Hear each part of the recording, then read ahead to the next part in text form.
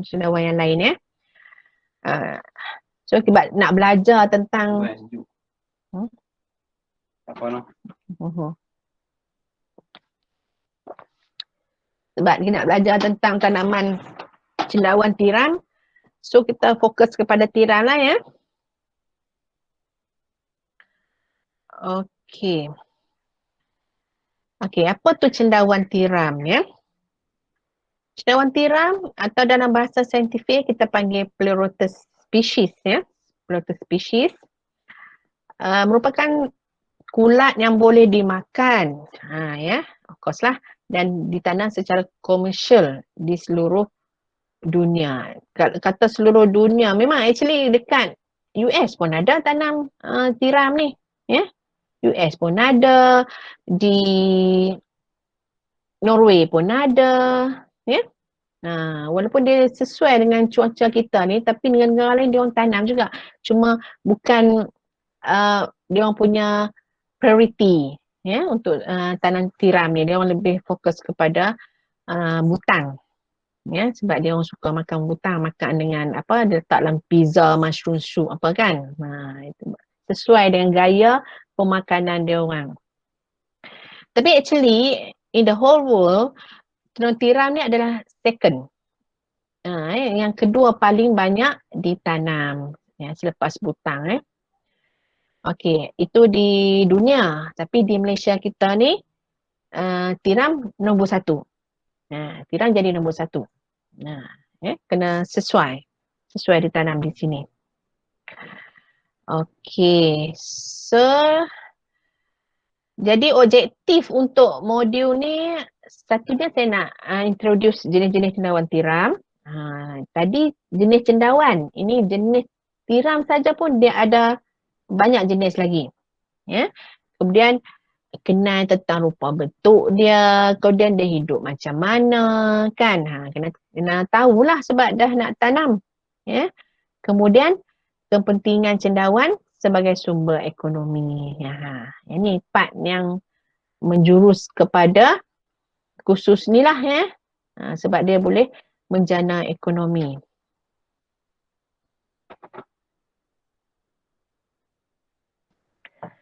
Okey.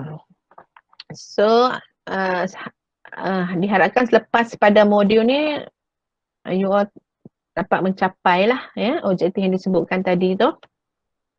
Okay, now we go kepada jenis-jenis cendawan tiram di Malaysia. So kalau tengok tu dia ada berbagai warna. Cuma yang biru tak ada kat sini. Dia ada tiram biru. Ada tiram biru. Tak termasuk pula dalam slide ni. Ya. Jadi kalau tengok daripada morfologi ni iaitu bentuk paras rupa dia lah. Ya. Sama, lebih kurang sama macam tiram. Cuma texture, size and colour. Tengok ada tiram kuning, tiram merah jambu, putih, abalone dengan kelabu. So, kelabu tu dia refer pada warna tiram tu lah. Memang kelabu lah. Ya. Okey. So kenapa banyak-banyak tiram ni fokus tiram kelabu? Ya. Dia adalah sebab musababnya ya. Macam tiram putih ni orang tak begitu prefer sebab dia punya dipanggil apa, rasa dia tu. Rasa dia kurang rasa. Kurang rasa apa? Kurang rasa cendawan lah. Macam itulah. Abalone sedap tapi dia susah sikit dari segi pertumbuhan dia. Kita nak balancekan dengan dia cepat tumbuh, cepat memberikan hasil. Dari aspek ekonomi lah. Okay. Kalau suka-suka tu okey lah, boleh lah. Tapi kalau dalam tujuan untuk sebagai sumber pendapatan, memang orang prefer pada kelabu lagi lah. Okey. Dan kita pergi kepada peringkat pertumbuhan. Peringkat pertumbuhan cendawan ni. Jadi kita masuk part biologi sikit lah ya. Okey, dia bermula daripada mycelium. Saya explain dulu, nanti gambar dia selepas ni. Okey, peringkat awal itu dipanggil mycelium. Ya. Kenapa nama mycelium? Dah diberi nama macam tu. Okey. Dia ni mycelium ni kalau dia terdiri daripada unit hyphae. Ya, kalau satu unit itu panggil hyphae, lepas tu dia banyak tu jadi mycelium. Dan seperti kapas warna putih.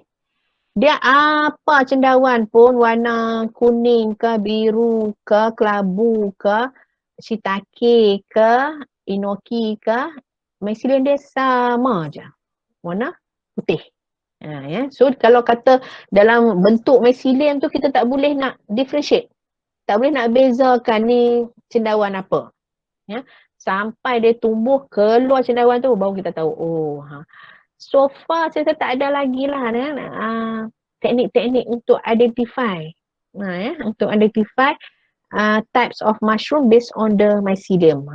Jadi mana-mana pensyarah yang ada kat sini bolehlah nanti boleh jadi satu research lah project research. Or unless you check the DNA lah. Tu, kalau DNA kita tahulah. Okey. Jadi peringkat mycelium ni dipanggil tempoh eraman. Kita eram dia bagi mycelium tu tumbuh keseluruhan substrate.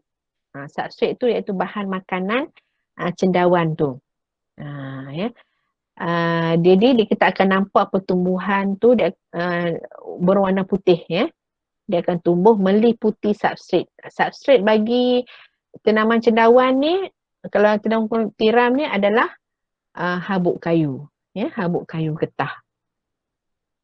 Ini dia kita kena bagi suhu yang sesuai lah, iaitu antara 20 ke 28 degree Celsius.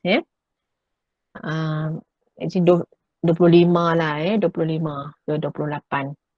20 tu mungkin untuk butang ataupun shiitake. Okey. Kemudian lepas pada mycelium ni dia ada peringkat kepala paku. Kenapa kepala paku? Sebab tengok tu macam paku. Macam nampak bentuk dia macam paku kan. Nanti tengok gambar lepas ni. Okey.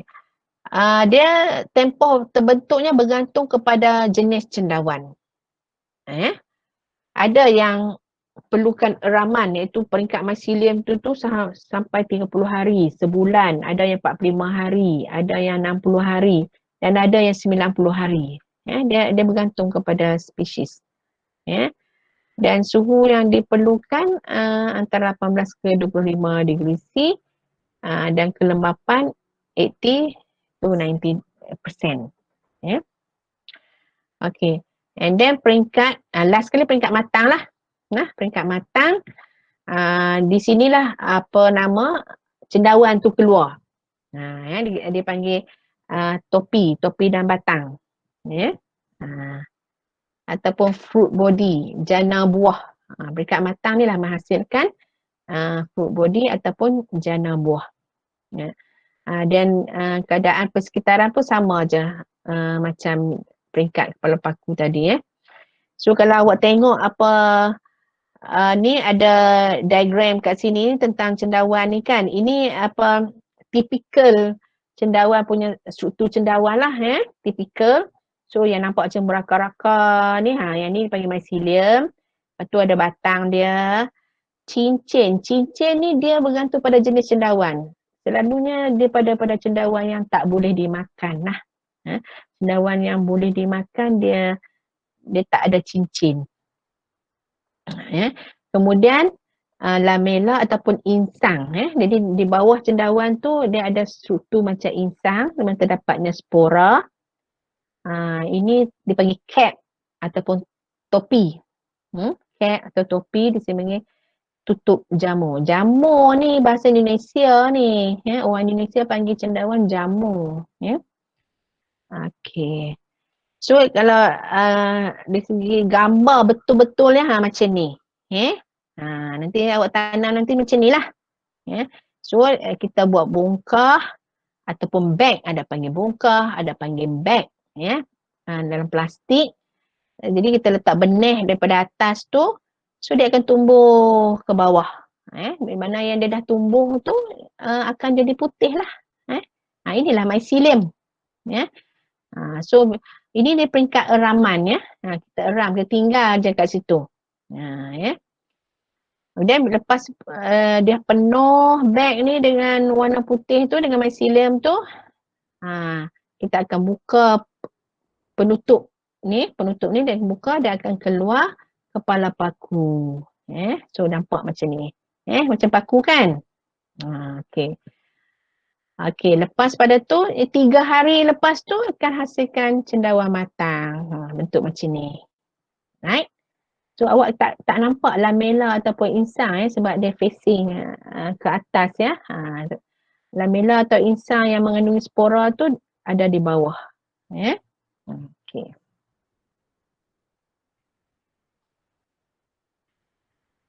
Okey, so dah kenal dah macam mana rupa bentuk cendawan tiram tu.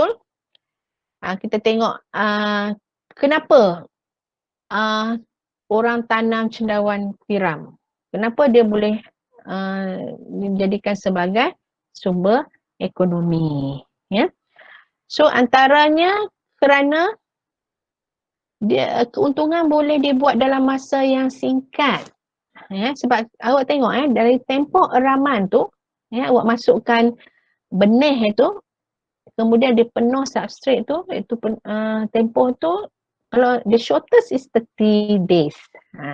Ramai pengusaha guna benih yang 30 days lah, of course lah, sebab dia ni kan cepat kan, ataupun 45 days. Tapi ada yang 90 days. Dia adalah keistimewaan cendawan-cendawan based on dia punya eraman period tu based on my experience, cendawan yang lagi lama dieram tu dia lagi elok, lagi cantik, lagi tebal dia punya texture dia. So dia ada ni lah, pro and cons lah kat situ. So you sebagai pengusaha, you kena buat analisis. Nak cepat ke, nak cendawan cantik, nak cendawan elok. Kena buat analisis kat situ. Okey, kemudian so dia sebulan ataupun sebulan setengah. So consider cepat lah banding kalau awak tanam cili ke. Kalau cili 45 hari. Halia pun dalam tempoh tu juga lebih daripada dekat 50 hari halia. Ya. Yang lain-lain tu saya tak nak cakap lah kalau ada siapa experience tanam bendi ke, sawi ke, kan? So a month is consider cepat. Kemudian hasil tuaian boleh dikomunikasikan dalam berbagai jenis produk. Sekarang ni nampak macam jual fresh saja. Tapi actually dia boleh buat macam-macam. Itu after this, selepas ni. And then tidak memerlukan kawasan yang luas. Dan penggunaan bahan-bahan buangan seperti habuk kayu. Dah tak jadi buang-buangan dah habuk kayu ni. Dah jadi. Okey.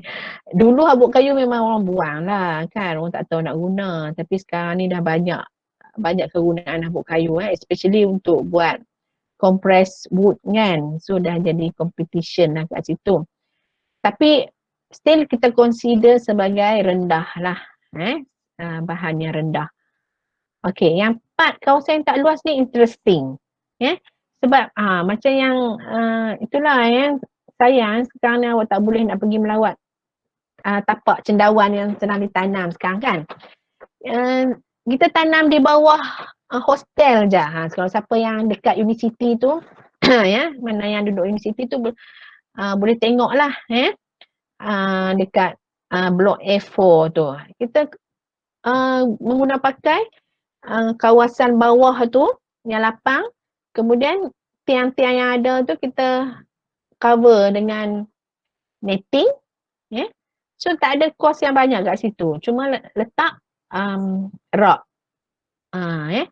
Okay, kalau you ada bilik kat rumah yang kosong, yang tak guna pakai ataupun bangsal yang tak guna pakai, boleh guna untuk tanam cendawan. Siapa yang ada rumah kayu yang duduk rumah kayu kat kampung tu, ada siapa yang nak ni ke? Kat hostel pun boleh kot. Hostel. Boleh ha, itu yang kita tanam kat hostel sekarang ni. Sekarang ni memang kita tanam kat Ada hostel. lah. Kan? Tapi Ha, tak itu tak nak ada kata. dua ke, akan satu ke yang ruang-ruang kosong tu kan. Ya. Itulah apa Cik Asrul. Kalau kata dekat Pauh kan. Kat Ya, Pauh ya. tu ada ruang hostel. Ruang macam kat universiti tu. Kita boleh buat tanaman dekat Pauh juga. Ya, ya. Okay. So, kita boleh tengok on the spot terus. Boleh masuk Ha, ni kan. Kat sini lah, yang dekat sini lah. ya. Orang cakap, Okay. Uh, itu keistimewaan dia ya. Dia kalau kata tanaman lain tu nak kena tanam di tanah kan. Kena ada tanah. Kawasan yang sesuai ni boleh je kat mana-mana pun. Dalam store. Ya. Okay. Kemudian dan macam saya highlight tadi lah ya, nilai perubatan dan apa pemakanan yang tinggi. Ya. Ni antara keistimewaan cendawan lah ya. Okay. So saya cakap tadi pasal penghasilan produk kan. Jadi daripada cendawan ni sebenarnya boleh menghasilkan bermacam-macam produk. Cuma benda ni dia kurang berada di pasaran. Sebenarnya telah orang dah hasilkan dan pun dah komersialkan pun. Ya. Jadi barang-barang ni semua yang memang dah dikomersialkan lah. Ya. Antaranya itu minuman. Ya. Minuman jeli hitam, aloe vera, linzi. Ini Roselle campur cendawan ni saya rasa ni. Roselle dengan cendawan, apa kacang soya dengan cendawan. Ya. Kemudian kopi. Yang ni dah common lah. Ya. Kopi cendawan kan. Dan kebanyakannya guna ganoderma lah. Sebab amang cendawan ganoderma ni lah yang nilai perubatan yang tinggi. Teh pun ada. Teh ganoderma. Ya. Itu minuman. Produk kesihatan. Ganoderma dah memang well known. Kalau siapa yang tahu apa DSN kan, DSN, Shuangho, Lizzy tu antara brand-brand yang menggunakan pakai cendawan ganoderma lah ya sebagai base of their product. Kosmetik, kosmetik pun ada ya, memang dah ada di pasaran ya, produk kosmetik. Again ganoderma lah dia punya the main source. Makanan ringan macam kerepek kan. Untuk tiram ni memang dah ada buat kerepek, cuma pasaran dia tak meluas ya. In fact kerepek cendawan tiram di Perlis ni dibuat di PPK Paya. PPK Paya memang dia ada alat untuk menghasilkan kerepek cendawan dan dia orang memang dah pack dan jual di agrobazar. Tapi tak kurang mendapat sambutan lah. Saya rasa promotion lah kot ya, promotion, kurang promosi dan dia orang tak ada product development. Ya, tapi ini satu potensi lah ya, satu potensi untuk penanam cendawan. Karipap, samosa, you replace ayam kan, buat karipap inti daging ataupun inti ayam tu you gantikan ayam dengan daging tu dengan cendawan. Rasa sama je. Sedap macam tu juga. Tempura. Ya. In fact, sos pun ada. Cuma kita lah tak pernah tengok. Ya. Mungkin sebab production dia limited. Ni disebabkan kekurangan cendawan lah. Ya. Raw material. Sup cendawan. Ni lah. Karipap, buat inti, roti-roti pun boleh. Serunding. Serunding ni kita dah buat tahun lepas di universiti. Serunding dengan rendahan cendawan. Not bad. Dia punya taste sedap. Saya bagi adik-beradik makan serunding cendawan tu, dia tak boleh nak differentiate pun serunding daging dengan serunding cendawan ni. Sama je lebih kurang. Ada sate, nasi, goreng, buat nasi goreng pun sedap. Cendawan apa ni, cendawan ni. Keropok leko pun boleh buat. Keropok keping biasa pun boleh. Ini ni biasa dia orang buat acuan lah. Cendawan tu buat acuan dari ayam. Dia nampak macam ayam dengan ikan. Actually dia untuk veggie lah ya. Orang yang kena kurangkan makan daging ni. Elok lah sebagai replacement lah. Banyaklah, memang banyak produk boleh buat dengan cendawan ni. So kalau boleh fikir beyond lebih jauh lagi. So cendawan ni bukan sekadar yang kita pasarkan mentah kemudian buat sup je kan, sup cendawan itu je. Masak biasa pun banyak-banyak produk kita boleh buat kari boleh, cendawan buat kari. Try lah, sedap juga. Masak lemak ke semua boleh. Okey, dan biskut pun boleh. Okey. So contoh-contoh ni produk yang boleh dibuat melalui ni, dia jadi sebagai main source. In fact, cendawan ni ada dah usaha untuk buat menjadikan tepung cendawan. Dah ada pun tepung cendawan. Tapi again sebab dia tak boleh, kekurangan bahan mentah. Dia tak boleh buat secara banyak. Okey, ini last part lah last part of khusus hari ni. Jadi sebelum ni kita pergi secerita macam mana nak tanam, kita tengok dulu macam kejayaan penanam-penanam sebelum ni kan. Sekarang ni cendawan ni orang nampak macam satu usahawan kecil, maknanya small medium enterprise punya ni lah kan, industri. Lepas ni saya akan tunjuk contoh yang large scale industry pula. Sekarang ni tengok yang small medium industry dulu. Contoh macam mana usahawan yang berjaya lah berjaya. Lalu dia orang start dengan small dululah, dengan 500, 1000 bongkah. Lepas tu dia top up.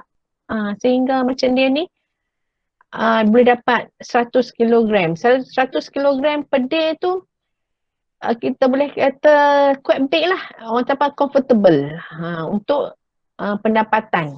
Mana dengan 100 kilogram sehari ni, you can get about 3,000 per month lah. Okay.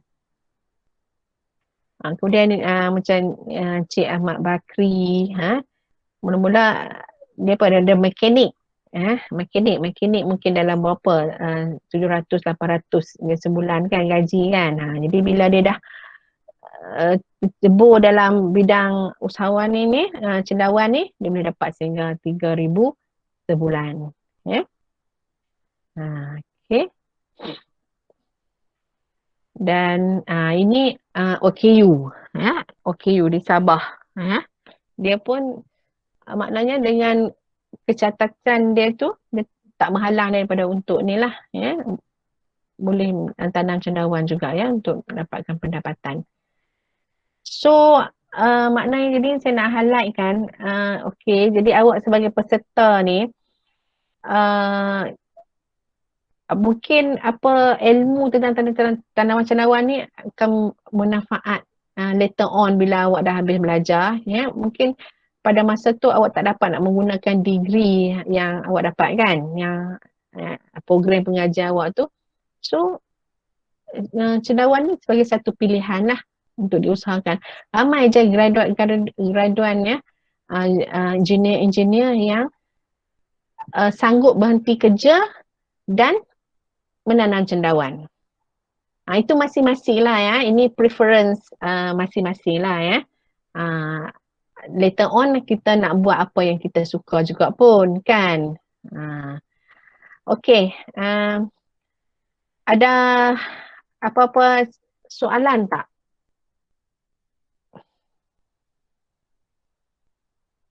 Saya consider dah habis lah untuk modul 1 dan 2 ni